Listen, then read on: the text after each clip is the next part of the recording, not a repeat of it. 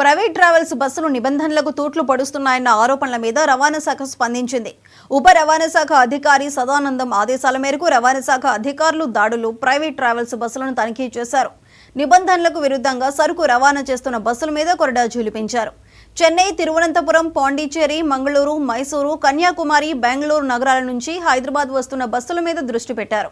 ప్రయాణికుల లగేజ్ ముసుగులో సరుకు రవాణా చేస్తున్న వాహనాల పట్ల కఠినంగా వ్యవహరించాలని నిర్ణయించారు. అలా నిబంధనలు ఉల్లంఘించిన 12 బస్సుల మీద కేసులు పెట్టారు.